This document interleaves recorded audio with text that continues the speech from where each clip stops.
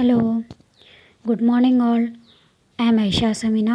I'm gonna discuss about computer system architecture CS 405 and module 1 part 1.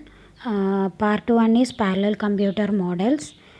അപ്പോൾ നമ്മൾ computer system architecture നമ്മൾ already തുടങ്ങി വെച്ചിരുന്നു. അതിൽ ഫസ്റ്റ് മൊഡ്യൂളിലെ ഫസ്റ്റ് പാർട്ടായിട്ടുള്ള പാരലൽ കമ്പ്യൂട്ടർ മോഡൽസ് ആയിരുന്നു നമ്മൾ ഡിസ്കസ് ചെയ്തുകൊണ്ടിരുന്നത്. നമ്മൾ കുറേ കാര്യങ്ങൾ ഡിസ്കസ് ചെയ്തു. അതിൽ നമുക്ക് പഠിക്കാനുള്ള ടോപ്പിക്സൊക്കെ നമ്മൾ ആദ്യമേ നോക്കി വെച്ചിരുന്നു. അതിൽ സ്റ്റേറ്റ് ഓഫ് കമ്പ്യൂട്ടിങ് തുടങ്ങുന്നതിൻ്റെ മുൻപായിട്ട് നമ്മൾ ആദ്യം എന്ത് ഡിസ്കസ് ചെയ്തു? കമ്പ്യൂട്ടർ ഡെവലപ്മെൻറ്റ് മൈൽ സ്റ്റോൺസ് പറഞ്ഞു. ദെൻ അതിൻ്റെ ജനറേഷൻസ് നമ്മൾ 5 ജനറേഷൻസ് നമ്മൾ ഓൾറെഡി പ്രീവിയസ് വീഡിയോയിൽ ഡിസ്കസ് ചെയ്തിട്ടുണ്ട്, ഫുള്ളായിട്ട് നമ്മൾ ഡിസ്കസ് ചെയ്തിട്ടുണ്ട്. പിന്നെ നമുക്ക് അടുത്തതായിട്ട് പഠിക്കാനുള്ളത് elements of modern computers. Okay, അപ്പോൾ എലമെൻറ്റ്സ് ഓഫ് മോഡേൺ കമ്പ്യൂട്ടേഴ്സ് എല്ലാവർക്കും അറിയുന്നതാണ്. ഒരു കമ്പ്യൂട്ടറിന് എന്തൊക്കെയാണ് നെസസറി ആയിട്ടുള്ള പാർട്ടുകളുള്ളത്. നമുക്കറിയുന്ന പോലെ തന്നെ എന്തുണ്ട്, ഒരു ഹാർഡ്വെയർ ആർക്കിടെക്ചർ ഉണ്ടാവും, അതുപോലെ സോഫ്റ്റ്വെയറിൽ വരുന്ന operating system and application software ഉണ്ടാവും. പിന്നെ അതിനെ ലിങ്ക് ചെയ്തുകൊണ്ട്, അല്ലെങ്കിൽ നമുക്ക് പ്രോബ്ലംസ് സോൾവ് ചെയ്യണമെങ്കിൽ ഒരു കമ്പ്യൂട്ടിംഗ് പ്രോബ്ലം വേണം. അത് സോൾവ് ചെയ്യാൻ വേണ്ടിയിട്ട് നമുക്ക് എന്ത് വേണം? അൽഗോരിതംസ് ആൻഡ് ഡാറ്റ സ്ട്രക്ചേഴ്സ് വേണം.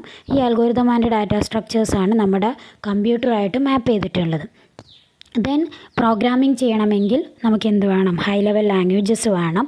അത് ഈ ലാംഗ്വേജസ് ആണ് നമ്മുടെ കമ്പൈലേഷനും ലോഡിങ്ങിനും ഒക്കെ നമ്മളെ ഹെൽപ്പ് ചെയ്യുന്നത്. ദെൻ നമ്മുടെ നമുക്ക് കിട്ടിയ ഔട്ട്പുട്ടിനെ നമുക്ക് ഇവാലുവേറ്റ് ചെയ്യണമെങ്കിൽ ഒരു പെർഫോമൻസ് ഇവാലുവേഷനും ആണ്. അപ്പോൾ ഇത്രയാണ് കോമൺ ആയിട്ടുള്ള നമ്മുടെ ഒരു മോഡേൺ കമ്പ്യൂട്ടറിൻ്റെ എലമെൻറ്റ്സ് എന്ന് പറയുന്നത്. Once more I will tell: computing problems, algorithms and data structures, hardware resources, operating system software support and compiler support. Okay, പിന്നെ ഇതിൽ ഓരോന്നും നമ്മൾ 1 by 1 ആയിട്ട് നമുക്ക് ഡിസ്കസ് ചെയ്യാം. ആദ്യം ഞാൻ പറയാൻ പോകുന്നത് കമ്പ്യൂട്ടിംഗ് പ്രോബ്ലംസ് ആണ്. കമ്പ്യൂട്ടിംഗ് പ്രോബ്ലംസ് എന്ന് പറഞ്ഞാൽ നമ്മൾ കമ്പ്യൂട്ടർ യൂസ് ചെയ്തിട്ട് സോൾവ് ചെയ്യാൻ പറ്റുന്ന എല്ലാ പ്രോബ്ലംസും നമുക്ക് എന്താണ്? കമ്പ്യൂട്ടിംഗ് പ്രോബ്ലംസ് ആണ്.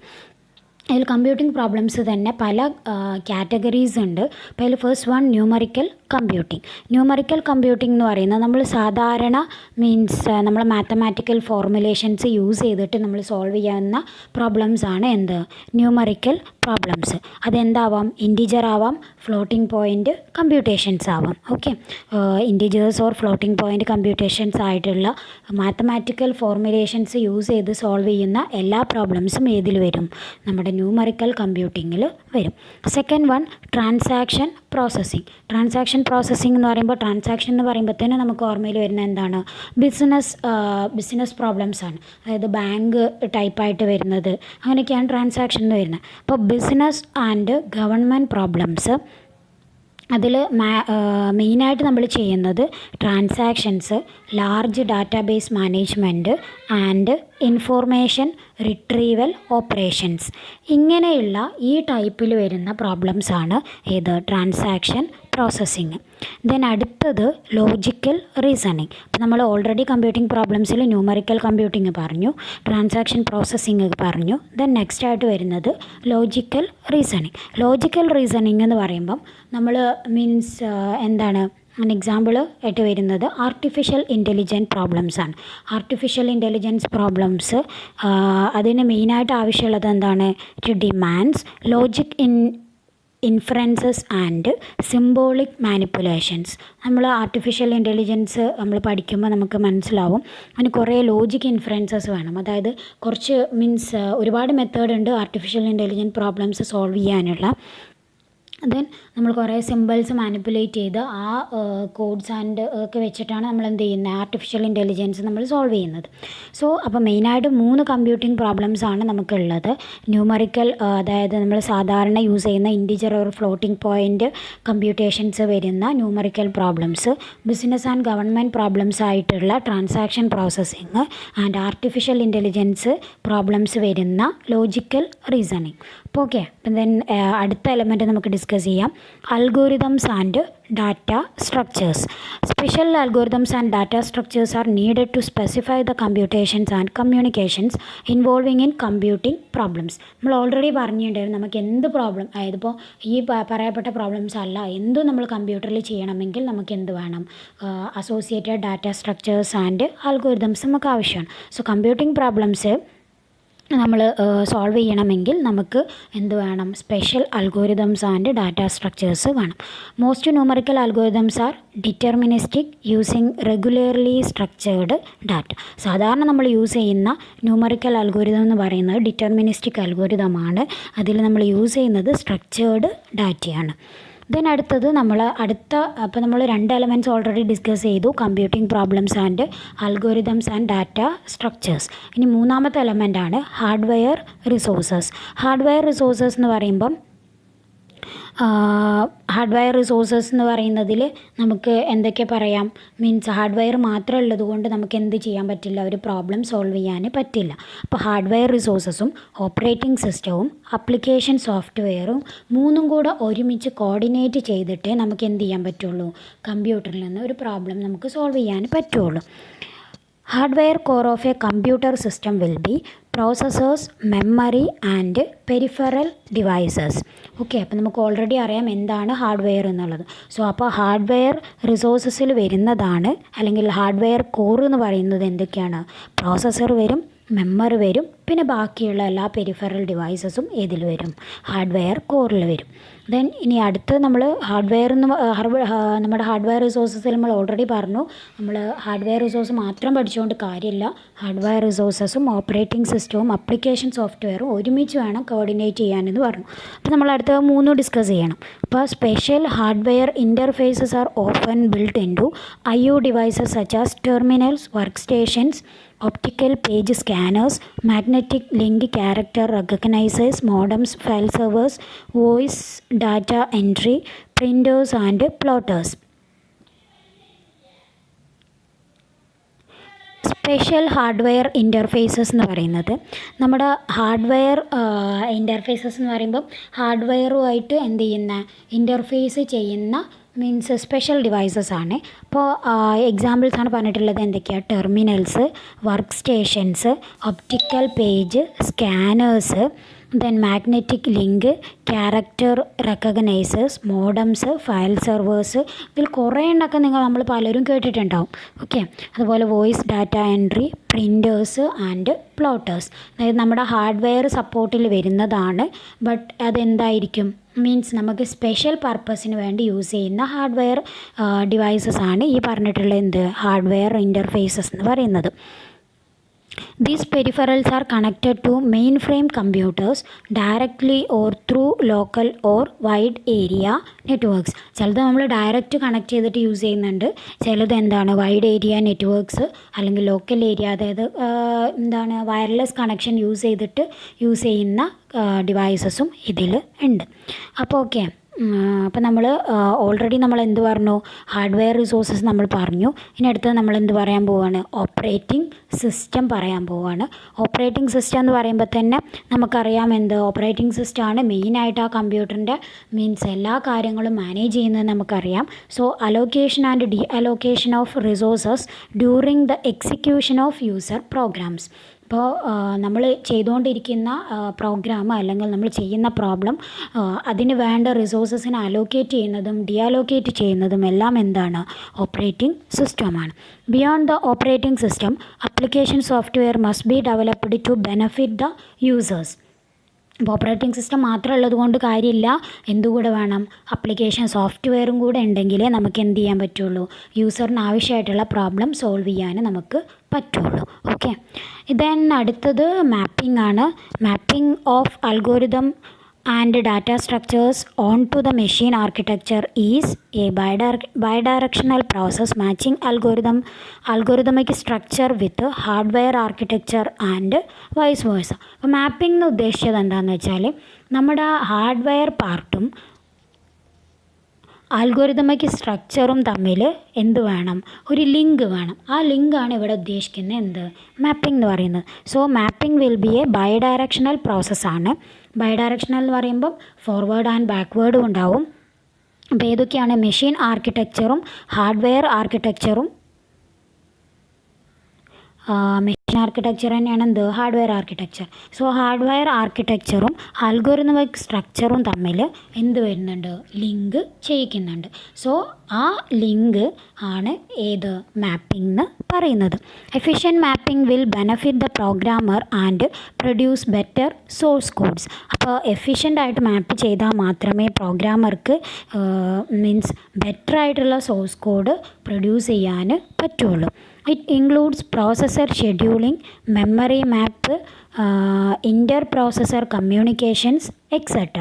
അപ്പോൾ അതിൽ എന്തൊക്കെ വരും, മാപ്പിംഗ് നമ്മൾ ജനറലായിട്ട് പറയുന്നുണ്ടെങ്കിലും അതിലൊരുപാട് കാര്യങ്ങൾ ചെയ്യുന്നുണ്ട്. അപ്പോൾ അതായത് എന്താണ്, നമ്മുടെ ഡാറ്റ സ്ട്രക്ചേഴ്സ് ആൻഡ് അൽഗോരിതവും നമ്മുടെ ഹാർഡ്വെയർ റിക്വയർമെൻറ്റ്സ് അല്ലെങ്കിൽ ഹാർഡ്വെയർ ആർക്കിടെക്ചറും കൂടെ നമ്മൾ ലിങ്ക് ചെയ്യുന്നതിനെയാണ് മാപ്പിംഗ് എന്ന് പറഞ്ഞു. അപ്പോൾ അതിൽ മെയിനായിട്ട് വരുന്നത് ഏതൊക്കെയാണ്, പ്രോസസ്സർ ഷെഡ്യൂളിംഗ് ഒരു മാപ്പിംഗ് ആണ്. അതുപോലെ memory mapping, interprocessor communications, ഇതെല്ലാം ഏതിന് എക്സാമ്പിൾസാണ്, മാപ്പിങ്ങിൻ്റെ എക്സാമ്പിൾസാണ്. പിന്നെ അടുത്തത് സിസ്റ്റം സോഫ്റ്റ്വെയർ സപ്പോർട്ടിൽ the source code written in a high level language must be first translated into object code by an optimizing compiler. ഇപ്പം നമ്മൾ അല്ലെങ്കിൽ പ്രോഗ്രാമർ എഴുതുന്ന സോഴ്സ് കോഡിനെ ആദ്യം എന്താക്കിയിട്ട് കൺവേർട്ട് ചെയ്യണം, ഒബ്ജക്റ്റ് കോഡാക്കിയിട്ട് കൺവേർട്ട് ചെയ്യണം. അതാര് ചെയ്യും, കമ്പൈലർ ചെയ്യും. The compiler assigns variable to register or to memory words and reserves functional units four operators. Compiler നമ്മൾ പറയുന്നുണ്ടെങ്കിൽ കൂടി അതിൽ കമ്പൈലറിനും അസംബ്ലറിനും ലോഡറിനും കൂടെ, അതായത് ഇത് മൂന്നും കൂടിയാണ് എന്ത് ചെയ്യുന്നത്, കമ്പൈലേഷൻ എന്നുള്ള പ്രോസസ്സ് ചെയ്യുന്നത്. അപ്പോൾ കമ്പൈലേഷൻ എന്ന് പറയുമ്പോൾ നമ്മൾ മീൻസ് നമ്മുടെ മെഷീൻ കോഡിനെ നമ്മൾ എന്താക്കി മാറ്റുകയാണ്, ഹൈ ലെവൽ ലാംഗ്വേജ് ആക്കി മാറ്റുകയാണ് ചെയ്യുന്നത്. അപ്പോൾ നമ്മൾ മീൻസ് അത് ചെയ്യുന്നുണ്ടെങ്കിൽ കൂടി അത് ചെയ്യുന്നത് മീൻസ് കമ്പൈലറും അസംബ്ലറും ലോഡറും കൂടിയാണ്. അപ്പോൾ നമ്മുടെ കമ്പൈലർ ചെയ്യുന്നത് എന്താണെന്ന് വെച്ചാൽ രജിസ്റ്ററിലോട്ട് അല്ലെങ്കിൽ മെമ്മറിയിലോട്ട് എന്ത് ചെയ്യും, വേരിയബിൾസിനെ അസൈൻ ചെയ്യും. എന്നിട്ട് ഫങ്ഷണൽ യൂണിറ്റ്സ് എന്ത് ചെയ്യും, റിസർവ് ചെയ്യും. ഓക്കെ. അസംബ്ലർ ചെയ്യുന്നത് ഇപ്പോൾ ഓൾറെഡി ഒബ്ജക്റ്റ് കോഡ് ഉണ്ടാക്കിയിട്ടുണ്ട് ആര്, കമ്പൈലർ. ഓക്കെ. അപ്പോൾ ഒബ്ജക്റ്റ് കോഡ്, അതായത് നമ്മുടെ ഹൈ ലെവൽ ലാംഗ്വേജിൽ നമ്മൾ എഴുതിയ സോഴ്സ് കോഡിനെ ഒബ്ജക്റ്റ് കോഡാക്കിയിട്ട് കമ്പൈലർ മാറ്റി വെച്ചിട്ടുണ്ട്, അതായത് ഒബ്ജക്റ്റ് കോഡായിട്ട് മാറ്റിയിട്ടുണ്ട്. ആ ഒബ്ജക്റ്റ് കോഡിനെ എന്താക്കി മാറ്റും, മെഷീൻ ഹാർഡ്വെയറിന് മനസ്സിലാകുന്ന രീതിയിലുള്ള മെഷീൻ കോഡാക്കിയിട്ട് കൺവേർട്ട് ചെയ്യും. ഓക്കെ. അപ്പോൾ ഒബ്ജക്റ്റ് കോഡിനെ മെഷീൻ കോഡാക്കിയിട്ട് കൺവേർട്ട് ചെയ്യുകയാണ് അസംബ്ലർ ചെയ്യുന്നത്. ഇനി ലോഡർ ചെയ്യുന്നത് is used to initiate the program execution through the OS kernel. Okay. അപ്പോൾ ഇനി നമ്മൾ എന്ത് ചെയ്യണം, പ്രോഗ്രാം എക്സിക്യൂഷൻ ഇനീഷ്യേറ്റ് ചെയ്യുക എന്നുള്ളതാണ് ലോഡർ ചെയ്യുന്നത്. ഓക്കെ. അത്രയാണ് സിസ്റ്റം സോഫ്റ്റ്വെയർ സപ്പോർട്ടിൽ വരുന്നത്. അപ്പോൾ നമ്മൾ ഓൾറെഡി എല്ലാ കാര്യങ്ങളും ഡിസ്കസ് ചെയ്തു. ആദ്യം നമ്മൾ കമ്പ്യൂട്ടിംഗ് പ്രോബ്ലംസ് പറഞ്ഞു, then algorithms and data structures പറഞ്ഞു, ഹാർഡ്വെയർ റിസോഴ്സസ് പറഞ്ഞു, ദെൻ ഓപ്പറേറ്റിംഗ് സിസ്റ്റം പറഞ്ഞു, and mapping, system software support. So almost എല്ലാ എലമെൻറ്റ്സും നമ്മൾ ഡിസ്കസ് ചെയ്ത് കഴിഞ്ഞു. ഇനി അടുത്തതായിട്ട് പറയാൻ പോകുന്നത് evolution of computer architecture. Okay. നമ്മൾ ഓൾറെഡി പറഞ്ഞു, അത് ഈ ചാപ്റ്ററിൻ്റെ സ്റ്റാർട്ടിങ്ങിൽ തന്നെ നമ്മൾ പറഞ്ഞിട്ടുണ്ടായിരുന്നു. നമ്മൾ മെയിനായിട്ട് മീൻസ് നമ്മുടെ ഈ ഒരു കമ്പ്യൂട്ടർ സിസ്റ്റം ആർക്കിടെക്ചർ എന്ന് പറയുമ്പം നമ്മുടെ ഈ ഒരു ലെവലിലോട്ട് നമ്മുടെ കമ്പ്യൂട്ടർ എത്തിയത് വരെ നമ്മുടെ കമ്പ്യൂട്ടറിൻ്റെ ആർക്കിടെക്ചറിൽ വന്ന ഡെവലപ്മെൻറ്റ്സ് ആണ് നമ്മൾ പഠിച്ചുകൊണ്ടിരിക്കുന്നത്. അപ്പോൾ നമ്മൾ പഠിക്കാൻ തുടങ്ങുകയാണ്. Evolution of computer architecture. The study of computer architecture involves both the following hardware organisation and programming or software requirements. അപ്പോൾ നമ്മൾ ആർക്കിടെക്ചർ മീൻസ് ഓരോ ജനറേഷനിലും ആർക്കിടെക്ചർ മാറി മാറി വരുമ്പോൾ അതിൽ ആർക്കിടെക്ചർ ഡെവലപ്മെൻറ്റ്സ് ആയിട്ട് നമ്മൾ എടുക്കുന്നത് രണ്ട് കാറ്റഗറിയിലാണ്. ഒന്ന് ഹാർഡ്വെയർ ഓർഗനൈസേഷൻ, ഇങ്ങനെയൊക്കെയാണ് ഹാർഡ്വെയർ ഓർഗനൈസേഷൻ ചെയ്തിട്ടുള്ളത്. രണ്ടാമത് programming or software requirements. Okay. അപ്പോൾ ഈ രണ്ട് രണ്ട് പോയിൻറ്റ്സ് ആണ് ഇത് കമ്പ്യൂട്ടർ ആർക്കിടെക്ചറിൽ നമ്മൾ പഠിക്കാനുള്ള, അല്ലെങ്കിൽ ഈ രണ്ട് പോയിൻറ്റിനെ ബേസ് ചെയ്തുകൊണ്ടാണ് കമ്പ്യൂട്ടർ ആർക്കിടെക്ചർ എന്ത് ചെയ്തിട്ടുള്ളത് ഡെവലപ്മെൻറ്റിൽ, അതായത് അതിൻ്റെ ഡെവലപ്മെൻറ്റ് നമ്മൾ പറയുമ്പോൾ ഡെവലപ്മെൻറ്റിൻ്റെ മെയിൻ ബേസ് എന്ന് പറയുന്നത് ഈ രണ്ട് പോയിൻറ്റ്സ് ആണ്. The evolution of computer architecture is believed to have started with von Neumann architecture. അപ്പോൾ നമ്മൾ കമ്പ്യൂട്ടർ ആർക്കിടെക്ചറിൻ്റെ എവല്യൂഷൻ നമ്മൾ പഠിക്കുമ്പോൾ നമ്മൾ ഏത് വെച്ച് തുടങ്ങണം? വോൺ ന്യൂമാൻ ആർക്കിടെക്ചർ ആദ്യം പഠിച്ച് തുടങ്ങണം. അപ്പോൾ വോൺ ന്യൂമാൻ ആർക്കിടെക്ചർ എന്ന് പറഞ്ഞത് ഒരു സീക്വൻഷ്യൽ മെഷീനാണ് and it execute only scalar data. അപ്പം നമ്മളോട് ആദ്യം തന്നെ നമ്മൾ പറഞ്ഞ പോയിൻ്റ് എന്താ? കമ്പ്യൂട്ടർ ആർക്കിടെക്ചർ നമ്മൾ പഠിച്ചു തുടങ്ങുന്നത് വോൺ ന്യൂമാൻ ആർക്കിടെക്ചറിലാണ്. വോൺ ന്യൂമാൻ ആർക്കിടെക്ചർ എന്താണ്? സ്കേലാർ ഡാറ്റ മാത്രം പ്രോസസ്സ് ചെയ്യുന്ന സീക്വൻഷ്യൽ മെഷീനാണ്. അപ്പോൾ നമുക്ക് എന്ത് മനസ്സിലായി? ആദ്യത്തെ ആർക്കിടെക്ചർ സ്കേലാർ ആർക്കിടെക്ചർ ആണെന്ന് മനസ്സിലായി. അപ്പോൾ നമുക്ക് ആദ്യത്തെ ഡെവലപ്മെൻറ്റിൻ്റെ ആദ്യത്തെ മൈൽ സ്റ്റോൺ നമുക്ക് കിട്ടി. സ്കേലാർ ആർക്കിടെക്ചർ ആയിരുന്നു ആദ്യത്തെ ആർക്കിടെക്ചർ എന്ന് പറയുന്നത്. Major leaps in this context came as, ഇനി നമ്മൾ സ്കേലാർ ഡാറ്റയാണെന്ന് പറഞ്ഞു. അപ്പോൾ അതായത് സ്കേലാർ ആർക്കിടെക്ചർ ആയിരുന്നു. അത് കഴിഞ്ഞിട്ട് പിന്നെ വന്നതാണ് look ahead, parallelism and pipe lining. ഇതൊക്കെ എന്താണ്? ഇപ്പോൾ നമ്മൾ യൂസ് ചെയ്യുന്ന ആർക്കിടെക്ചേഴ്സാണ്. അപ്പോൾ look ahead, parallelism and pipe lining ഒക്കെ ഇതൊക്കെ കുറേ കഴിഞ്ഞ് വന്നിട്ടുള്ള ആർക്കിടെക്ചറൽ ഡെവലപ്മെൻറ്റ്സ് ആണ്. ദെൻ അത് കഴിഞ്ഞിട്ട് വോൺ ന്യൂമാൻ ആർക്കിടെക്ചർ കഴിഞ്ഞിട്ട് നമ്മൾക്ക് പിന്നെ വന്നിട്ടുള്ളതാണ് Flynn's classification, parallel or vector computers, development layers. Okay, അപ്പോൾ നമുക്ക് ഇത്രയും കാര്യങ്ങളും കൂടെ ഇതിൽ നമുക്ക് ഡിസ്കസ് ചെയ്യാനുണ്ട്. നമ്മൾ ആദ്യം ആ ഒരു ലെവൽ അല്ലെങ്കിൽ architecture evolution from sequential scalar computers to vector processors and parallel computers. അതായത് ആർക്കിടെക്ചറൽ എവല്യൂഷനാണ് ഞാൻ ഈ കാണിക്കുന്നത്. ആർക്കിടെക്ചറൽ എവല്യൂഷൻ എന്ന് പറയുമ്പോൾ നമ്മളോട് പറഞ്ഞു വോൺ ന്യൂമാൻ ആർക്കിടെക്ചറാണ്. അത് നമ്മൾ യൂസ് ചെയ്തത് സ്കേലാർ ഡാറ്റ മാത്രം യൂസ് ചെയ്യുന്ന സീക്വൻഷ്യൽ മെഷീനാണെന്ന് പറഞ്ഞു. അപ്പോൾ അവിടെ തന്നെ നമുക്ക് മനസ്സിലായി ഫസ്റ്റ് ആർക്കിടെക്ചർ എന്ന് പറയുന്നത് സ്കേലാർ ആർക്കിടെക്ചർ ആയിരുന്നു. അപ്പോൾ സ്കേലാർ ആർക്കിടെക്ചറാണ് വീണ്ടും അടുത്ത രണ്ട് ക്ലാസിഫിക്കേഷൻ വന്നു, സീക്വൻഷ്യൽ ആൻഡ് ലുക്ക് അഹെഡ്. ആദ്യത്തെ മെഷീന് സീക്വൻഷ്യലായിരുന്നു, പിന്നെ അത് കഴിഞ്ഞിട്ട് ഡെവലപ്പ് ചെയ്തതാണ് look ahead. Then look ahead again first I overlap ആയിരുന്നു. അത് കഴിഞ്ഞിട്ട് ഫങ്ഷണൽ പാരലലിസം നമ്മൾ ഡെവലപ്പ് ചെയ്തു. ദെൻ ഫങ്ഷണൽ പാരലലിസത്തിൽ എഗെയിൻ രണ്ടെണ്ണം ഉണ്ട്, മൾട്ടിപ്പിൾ ഫങ്ഷണൽ യൂണിറ്റ്സും ദെൻ പൈപ്പ് ലൈനിങ് വന്നു. ദെൻ പൈപ്പ് ലൈനിങ്ങിൽ എഗെയിൻ രണ്ടെണ്ണം ഉണ്ട്, implicit vector and explicit vector. Then explicit വെക്റ്ററിൽ എഗെയിൻ രണ്ടെണ്ണം ഉണ്ട്, memory to memory and register to register. Then register to രജിസ്റ്ററിലാണ് നമ്മുടെ ഫ്ലൈൻസ് ക്ലാസിഫിക്കേഷൻ സ്റ്റാർട്ട് ചെയ്യുന്നത്. ഫ്ലൈൻസ് ക്ലാസിഫിക്കേഷനിൽ SIMD ആൻഡ് MIMD. SIMDയിൽ അസോസിയേറ്റീവ് പ്രോസസ്സർ അറേ, ഇത്രയാണ് അതിൻ്റെ ക്ലാസിഫിക്കേഷൻസ്. MIMDയിൽ വരുന്ന ക്ലാസിഫിക്കേഷനാണ് multi computer, multi processor. Okay, അപ്പോൾ ഇതുവരെയാണ് നമ്മുടെ ആർക്കിടെക്ചറൽ ലെയേഴ്സ്. ഓക്കെ, അല്ലെങ്കിൽ ആർക്കിടെക്ചറൽ എവല്യൂഷൻ എന്ന് പറയുന്നത് ആർക്കിടെക്ചറൽ എവല്യൂഷനാണ്. സ്കേലാർ ആർക്കിടെക്ചറിൽ നിന്ന് തുടങ്ങി നമ്മുടെ മൾട്ടി കമ്പ്യൂട്ടേഴ്സ്, മൾട്ടി പ്രോസസ്സേഴ്സ് വരെ ആയി. ഓക്കെ, അപ്പോൾ നമ്മളോട് ആദ്യം പറഞ്ഞു സ്കേലാർ ആർക്കിടെക്ചറിൽ നിന്നും ഇന്നത്തെ രീതിയിലോട്ടുള്ള ആർക്കിടെക്ചറൽ ഡെവലപ്മെൻറ്റ് നമ്മൾ പറഞ്ഞു. ദെൻ അത് കഴിഞ്ഞിട്ട് നമുക്ക് അടുത്ത് ഡിസ്കസ് ചെയ്യാനുള്ളത് ഫ്ലൈൻസ് ക്ലാസിഫിക്കേഷൻ ആണെന്ന് പറഞ്ഞു. So Flynn's classification is based on memory arrangement. അപ്പോൾ ഓരോ ക്ലാസിഫിക്കേഷൻ ഒരു ബേസ് ഉണ്ടാവും. അപ്പോൾ ഈ ഫ്ലൈൻസ് ക്ലാസിഫിക്കേഷൻ്റെ ബേസ് എന്ന് പറയുന്നത് മെമ്മറി അറേഞ്ച്മെൻ്റ് ആണ്. ദെൻ അതുപോലെ അടുത്ത classification based on communication and classification is based on kind of parallelism. അപ്പോൾ ഈ മൂന്ന് ക്യാരക്ടറിസ്റ്റിക്സ് ആണ് അതിൻ്റെ ക്ലാസിഫിക്കേഷന് വേണ്ടിയിട്ട് എടുത്തിട്ടുള്ളത്. ഒന്ന് memory arrangement, communication, kind of parallelism. Parallelism തന്നെ അഗെയിൻ രണ്ടെണ്ണം ഉണ്ട്, data parallel and function parallel. Okay, ഇപ്പം നമുക്ക് അടുത്ത് ഡിസ്കസ് ചെയ്യാനുള്ളത് ഫ്ലൈൻസ് ടാക്സോണമിയാണ് അല്ലെങ്കിൽ ഫ്ലൈൻസ് ക്ലാസിഫിക്കേഷനാണ്. നമുക്ക് അടുത്ത സ്ലൈഡിൽ നമുക്ക് എന്ത് ചെയ്യാം, ഡിസ്കസ് ചെയ്യാം. Okay, thank you all.